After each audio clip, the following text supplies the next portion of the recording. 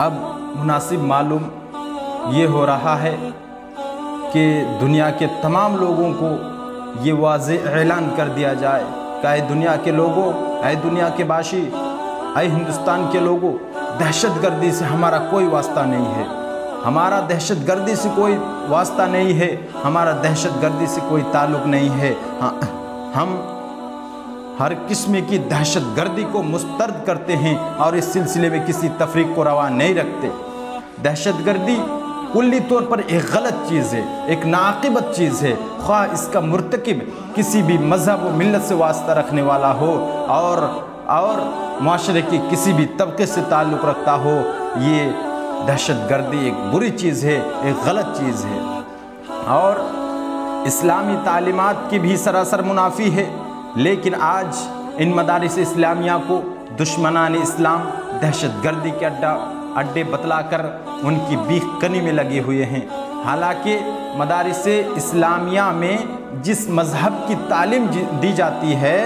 اس مذہب کی مقدس کتاب قرآن مجید کے اندر اللہ سبحانہ و تعالیٰ نے واضح طور پر اعلان کر دیا کہ من قتل نفسا بغیر نفس او فساد فی الارض فکانما قتل الناس جمیعا۔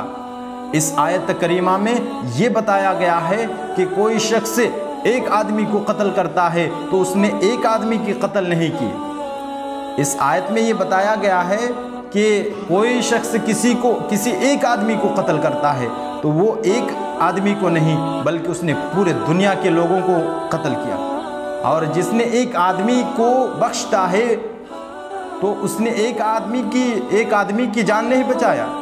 جس نے ایک آدمی کی جان بچاتا ہے وہ ایک آدمی کی جان نہیں بچاتا بلکہ اس نے پورے دنیا کے لوگوں کی جان بچاتا ہے۔ تو میرے پیارے ساتھیوں، ذرا غور کیجئے کہ جس اسلام نے ایک معصوم انسان کے خون کو سارے انسان کے خون اور ایک انسان کی سلامتی کو سارے انسان کی سلامتی قرار دیا ہو، اس کو اور اس مذہب سے منسلک اداروں کو دہشت گردی کہنا کہاں کا اور کیسا انصاف ہوگا۔ اسی قرآن مجید کے اندر اللہ سبحانہ و تعالیٰ نے دوسرے مقام میں دوسری جگہ میں ارشاد فرمایا وَلَا تَقْتُلُوا النَّفْسَ الَّتِي حَرَّمَ اللَّهُ إِلَّا بِالْحَقِّ، اور جس کا خون کرنا اللہ سبحانہ و تعالیٰ نے حرام قرار دیا ہو اس کا قتل مت کرو الا بالحق، مگر حق کے ساتھ۔ تو اس آیت کریمہ میں بھی بلا قصور کسی کو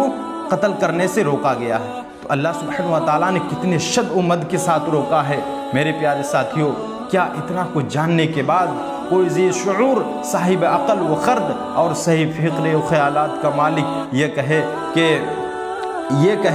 کہ مسلمان دہشت گرد ہے، مسلمان دہشت گردی سے تعلق رکھتا ہے، اور یہ کہے کہ مدارس اسلامیہ میں دہشت گردی کی تعلیم دی جاتی ہے؟ تو میرے پیارے ساتھیوں، یہ کبھی ہو ہی نہیں سکتا، ہرگز نہیں، قطعی نہیں، اور انشاءاللہ کبھی نہیں۔ اور اگر اس کے باوجود وہ دہشت گردی کو، اور اگر اس کے باوجود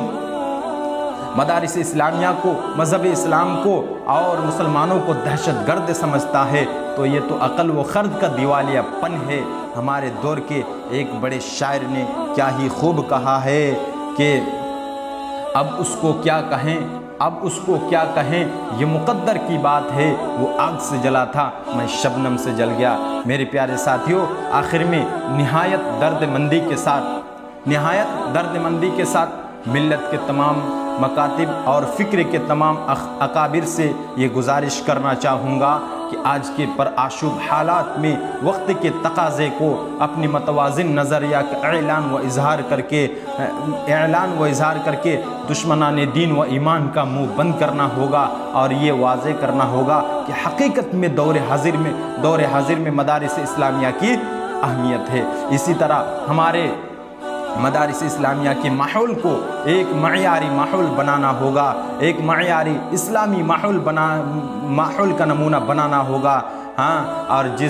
اور اس میں حسن اخلاق، دیانت اور ادائے حق، اتباع سنت اور خوف خدا کی حکمرانی ہو۔ اگر ہم ان خطوط پر ڈھالنے میں کامیاب ہو گئے تو انشاءاللہ مدارس اسلامیہ کے خلاف ہونے والی تمام سازشیں اپنی موت آپ مر جائے گی۔ آخر میں اللہ سبحانہ و تعالیٰ سے دعا گو ہوں کہ اللہ رب العالمین مدارس اسلامیہ کو اس کا کھویا ہوا معیار و وقار واپس دلا دے، آمین۔ تقبل یا رب العالمین، وآخر دعوانا ان الحمد للہ رب العالمین۔